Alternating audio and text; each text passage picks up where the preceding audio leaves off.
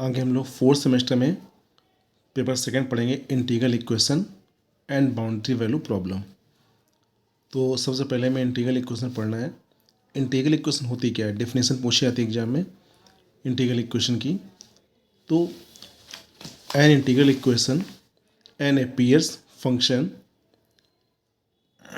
Integral equation in an unknown function appears under one or more integral sign.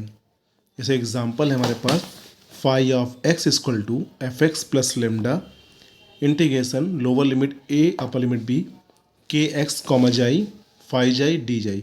ये हमारा integral equation होता है। तो मैंने बताया नहीं, an integral equation is an unknown function appears under one or more integral sign.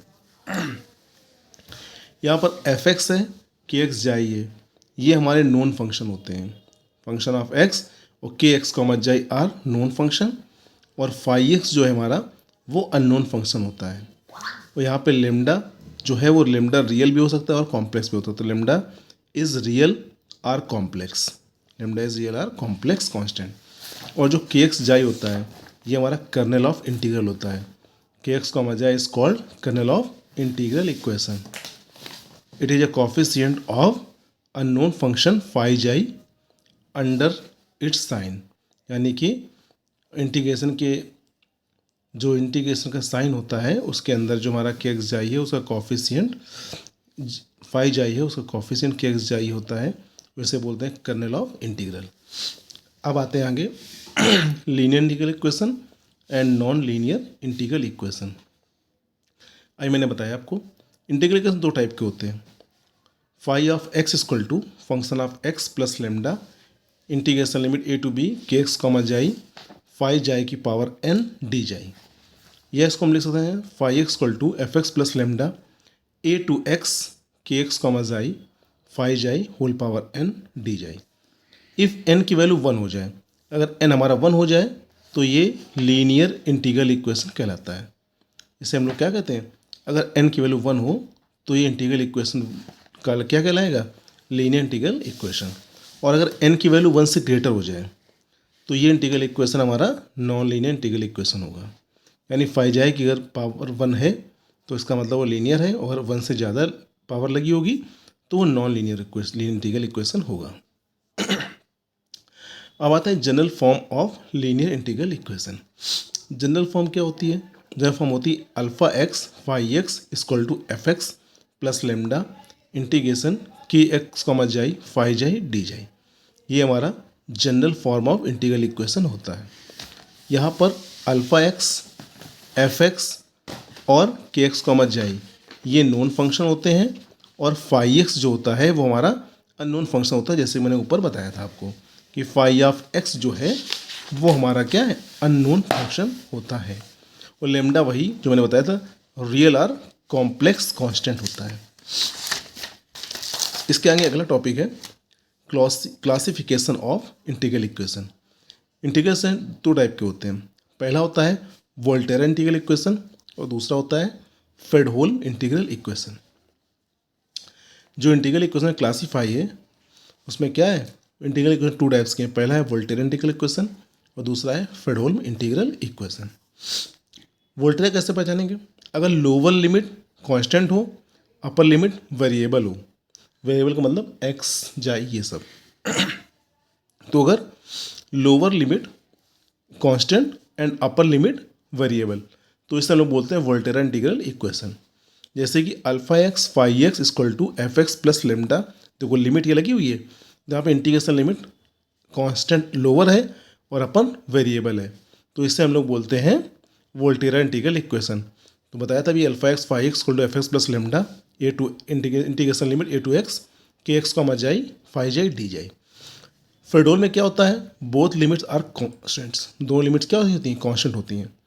दो limit constant होगी यानी alpha x phi x equal to f x plus lambda, यहाँ वोल्टेरा में ए टू एक्स होती है और यहाँ पे ए से बी हो जाएगी, तो ए to b K x comma xi phi xi d xi. इससे हम लोग बोलते हैं फ्रेडहोल्म इंटीग्रल इक्वेशन। कुछ कंडीशंस हैं।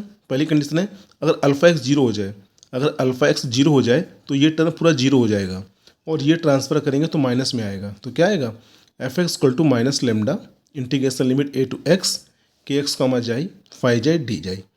इसे बोलते हैं Volterrian integral equation of first kind. जब अल्फा एक्स हमारा जीरो हो जाएगा तो ये पूरा जीरो आ जाएगा और ये टर्म माइनस में आ जाएगा, नहीं एफ एक्स इक्वल टू आएगा minus lambda integration limit a to x K x comma xi phi xi और डी जाई। इसे बोलते हैं हम लोग Volterrian integral equation of first kind.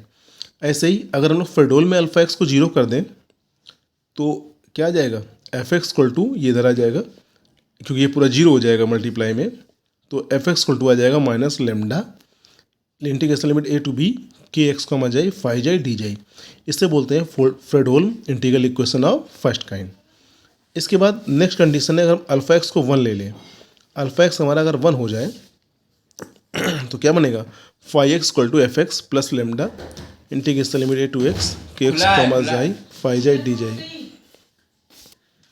तो अल्फा एक्स को वन ले लें, अगर अल्फा एक्स वन हो जाएगा तो इंटीग्रेशन क्या बनेगा, phi x equal to f x plus lambda integration limit a to x K x comma xi phi xi d xi, ये बनेगा। इसे बोलते हैं Volterrian integral equation of second kind.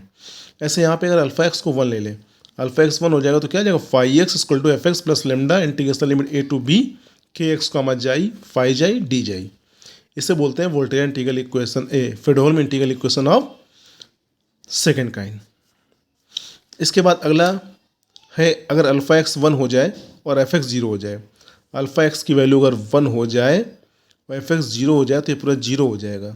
तो एफ एक्स उस समय क्या बचेगा, रुक जाओ, इसमें दिया गया अल्फा एक्स वन हो जाए और एफ एक्स जीरो हो जाए, यानी अगर अल्फा एक्स वन हो जाएगा इसमें तो फाई एक्स बचेगा और एफ एक्स जीरो हो जाए तो फाई एक्स इक्वल टू क्या आएगा, lambda a to x K x comma xi phi xi d जाई, क्योंकि एफ एक्स को जीरो कर दिया है और यहाँ पे अल्फा एक्स वन हो गया तो फाई एक्स इक्वल टू क्या बचेगा, lambda integration limit a to b K x comma xi phi xi d जाई।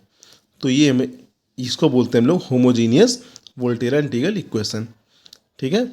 और इसमें आएंगे तो अल्फा एक्स की वैल्यू अगर वन ले लें, एफ एक्स जीरो ले लें, तो सेम कंडीशन है, अल्फा एक्स को अगर वन ले लिया, एफ एक्स जीरो ले लिया, तो फाई एक्स इक्वल टू क्या आएगा, lambda integration limit a to b K x comma xi phi xi d जाई।